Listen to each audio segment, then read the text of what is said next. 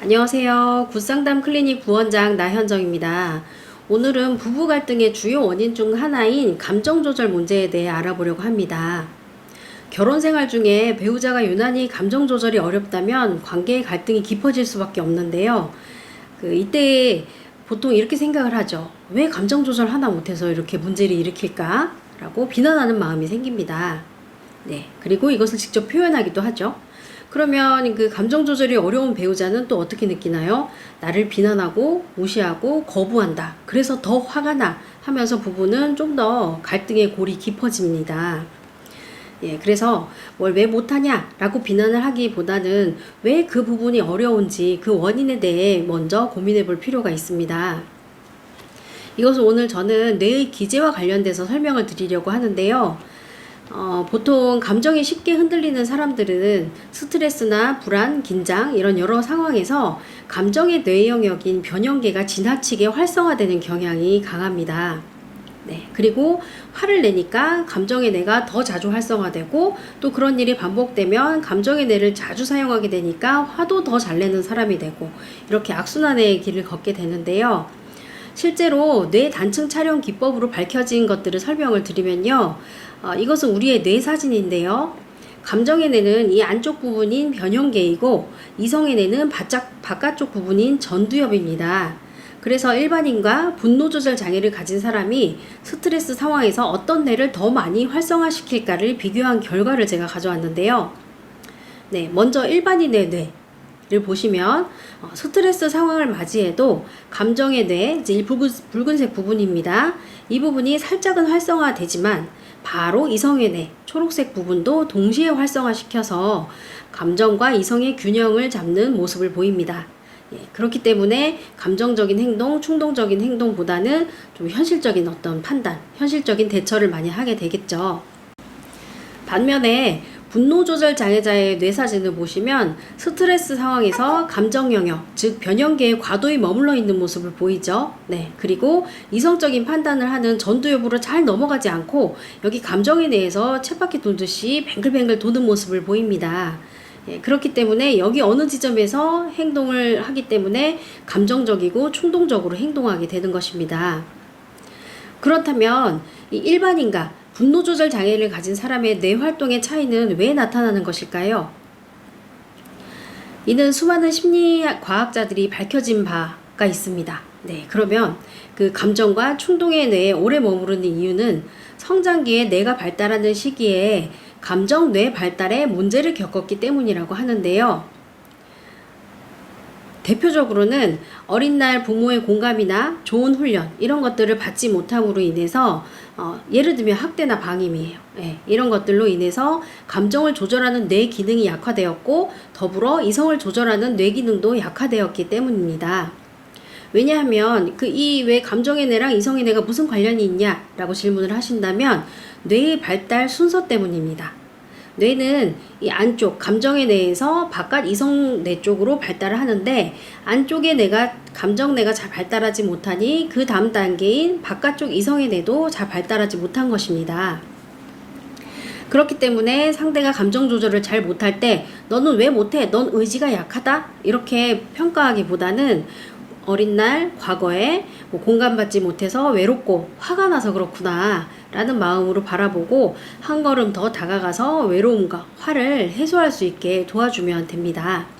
그래서 배우자가 감정 조절이 어렵다 라고 한다면 너는 왜 그래? 내가 뭐 잘못했어? 이렇게 지금의 문제에서 해결하려고 그 원인을 찾으려고 하기보다는 성장기의 결핍과 상처, 어떤 학대의 트라우마 이런 것들을 잘 다룰 수 있게 도와주는 것이 필요합니다. 네, 하지만 무엇보다 중요한 것은 감정 조절이 어려운 당사자의 노력이겠죠.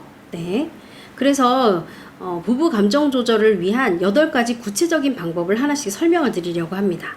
네. 그 첫 번째는 나와 감정을 구분하는 것입니다. 보통 화가 나면 나 이꼴 화가 돼서 화의 하나의 덩어리가 돼서 이제 행동을 하게 되거든요. 근데 그게 아니라 감정과 나는 분리된 것이다 라는 인식을 하셔야 됩니다. 나는 그 감정을 담는 그릇일 뿐이에요. 나라는 사람은. 그런데 그 그릇 안에 분노가 쌓여 있으면 나는 분노를 느끼고 있는 사람. 내가 수치감을 담고 있으면 나는 수치감을 느끼는 사람. 이렇게 감정을 인식해주면 이 감정이 훨씬 쉽게 씻어져 나갑니다. 즉 설거지가 되는 거죠. 그래서 자기와 감정을 구분하고 내가 어떤 감정을 느끼고 있는가 잘 인식하는 게 조절의 첫 단추입니다. 네, 두 번째는 우리 분노를 할 때는 보통은 좌절된 욕구들이 밑에 바탕으로 깔려 있습니다. 그렇기 때문에 내가 기존에 어떤 욕구가 좌절이 돼서 화가 나는지 스스로 인지하는 게 필요합니다. 어떤 아이가 아버지가 맨날 화를 내니까 나도 맨날 화가 나. 아빠만 보면 화가 나. 네, 이렇게 이야기해요. 그런데 이 아이가 진짜 아버지한테 화가 나는 핵심 이유는 이 아이의 어떤 욕구가 채워지지 않았기 때문이거든요.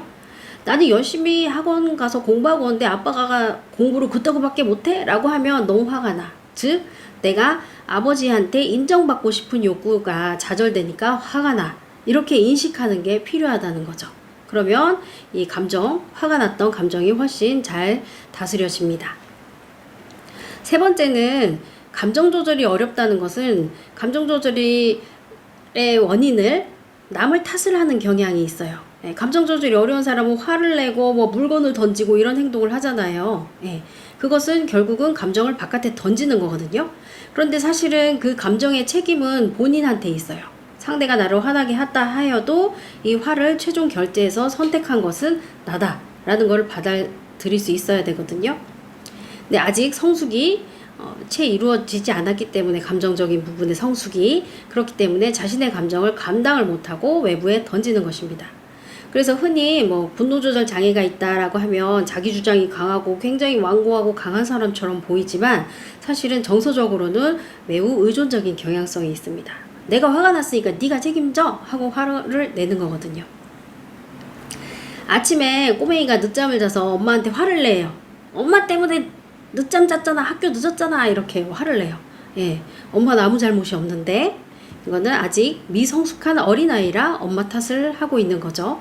그렇기 때문에 성인이라면 자신의 감정을 남에게 전가하지 말고 그런 상황에서 내가 화를 선택했다라는 거를 인정하시고 또 자신의 감정을 감당하는 수용력, 또 성숙도 이런 것들을 늘리려고 노력을 하셔야 됩니다. 네 번째는 부정적 신념을 수정하기입니다. 이거 아니면 저거, 실패 아니면 성공, 이렇게 극단적인 사고, 혹은 나는 무조건 인정받아야 되고 존중받아야 된다라는 어떤 강박적인 생각대로 살려 하면 현실적으로 그렇지 못하는 많은 순간들을 얼마나 좌절감을 느끼겠어요. 그래서 화가 올라오는 거겠죠. 그래서 수시로 화를 내면서 세상도 싫고 나도 싫고 이렇게 하면서 더 감정에 대해만 활성화된 채로 막 분노에 중독된 사람처럼 살아가게 되거든요. 그렇기 때문에 비합리적 신념을 현실적 수준으로 수정하는 것이 화를 덜 느끼는 방법이기 때문에 내가 갖고 있는 비현실적인 기준, 기대 이런 것들을 낮추는 노력을 할 필요가 있습니다. 네, 다섯 번째는 감정이 올라오는 상황과 인물을 알고 거리를 두셔야 됩니다. 애초에 감정을 자극을 잘 하는 대상이나 상황이 있다라는 거 알죠, 본인들이. 그것들을 좀 미리 알아두었다가 가능한 한 좀 피하는 것이 필요합니다. 저도 상담자이지만 감정이 올라올 때가 가끔 있어요. 아들이 초등학교 1학년 때 수학을 가르치다가 제가 좀 감정이 어렵구나, 이 아이한테 도움이 되지 않는 학습자가 되겠다, 교사가 되겠다라는 생각이 들어서 바로 분리해서 아이를 학원을 보냈거든요. 그래서 아이와 저는 행복하게 살아가고 있습니다. 그래서 본인이 좀 아킬레스건이라고 여겨지는 부분, 이 부분에서 나는 항상 좀 스트레스를 많이 받는 편이야 라고 하면 그것들로부터 거리를 두고 생활하는 것도 도움이 됩니다. 네, 여섯 번째는 자기만의 감정 조절 방법을 찾아야 합니다.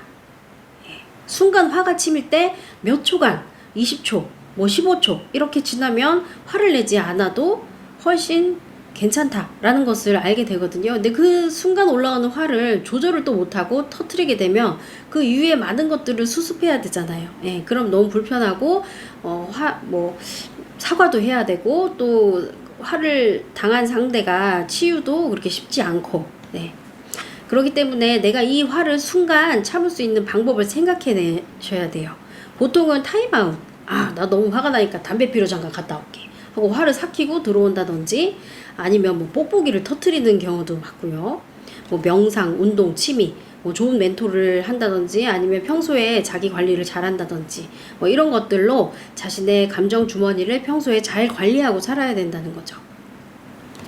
네, 7번째는 자신의 욕구를 I 메시지로 표현하기 연습하셔야 됩니다. 네, 화가 나면 너 때문에 화가 났어. 너로 시작을 하기 때문에 관계의 갈등이 더 심화되거든요. 그런데 나를 시작하는 문장으로 이야기를 하면 그 화가 누그러져요. 나는 어떤 상황에 어떻게 느끼니까 어떻게 해줬으면 좋겠어. 라고 담백하게 이야기하면 상대도 담백하게 들었고 감정적으로 듣지 않았으니까 웬만하면 그 욕구를 들어주려고 노력을 하겠죠. 예. 매일매일 말도 없이 나가서 뭐 새벽 2, 3시에 들어오는 남편이 있었어요. 이 아내는 막 화가 머리끝까지 났지만 도대체 당신은 왜 결혼을 했어? 아이도 안 돌보고 이렇게 화를 내면 남편은 더 나가서 새벽 4, 5시에 들어올 수도 있어요. 예. 그래서 이렇게 아이메시지로 이야기해 볼 수 있습니다. 당신이 말도 없이 외출해 버리면 나는 무시받은 기분이 들고 나 혼자 애들을 봐야 하니 정말 지치고 힘이 들어. 그러니 나가더라도 어디 있다가 언제 들어오는지 알려주길 바래. 예. 이렇게 하면 그 남편도 이렇게 다 보고해야 되니 나가는 시간도 줄어들고 또 우리 아내가 어떤 부분이 힘든지를 듣게 되니까 좀 자신의 행동을 조절하려고 노력을 하겠죠. 네, 마지막 8번째는 이 심리 상담이 필요한 부분입니다. 즉 어린 시절 상처와 내재된 분노를 치유하기. 감정 조절이 어려운 분들이 저희 상담실 굉장히 많이 찾으시거든요. 그런 분들로 인해서 갈등이 더 심해지고 부모 자녀 관계가 가족 관계가 손상이 돼서 오시는 경우 참 많습니다. 사실은. 예, 그런데 이 감정 조절이 어려운 사람들은 대체로 너무나 깊은 과거의 상처들을 고백을 하십니다. 부모의 분노에 수시로 노출이 됐고 학대받고 혹은 감정 조절이 어려운 부모를 통해서 화를 내는 습관을 문제 해결 방식으로 그대로 배운 경우, 예. 혹은 너무나 방임, 결핍이 됐고 너무 억울하고 너무 외롭고 이렇게 화를 꾹 눌러 담은 채로 성인이 돼서 이제 지금의 가족이나 배우자한테 화를 터뜨리고 사는 경우 많으시거든요. 예. 그렇기 때문에 이 무의식에 쌓여있는 분노와 상처를 털어내고 용서와 치유를 통해서 마음의 평화를 찾아야 되는데 이것이 굉장히 자력으로 어려워요. 예. 과거의 상처와 현재 내 문제 행동 간의 연관성을 본인 스스로는 이해하기 정말 어렵거든요. 굉장히 낯선 이야기고 내가 조절하면 하는데 라고 심플하게 말하지만 안 되죠. 네. 그렇기 때문에 전문가의 개입이 필요합니다. 네. 저희 굿상담 클리닉은 분노의 심리적인 원인을 이해하고 치유하도록 도와드리고요. 구체적인 분노 조절 기법을 통해서 건강하게 관계하고 소통하고 자기 욕구를 충족시키며 살아가는 방법을 안내해 드립니다. 네. 아래 굿상담 후기 게시판을 보시고 상담이 필요하시면 연락을 주세요. 네. 오늘도 들어주셔서 감사합니다.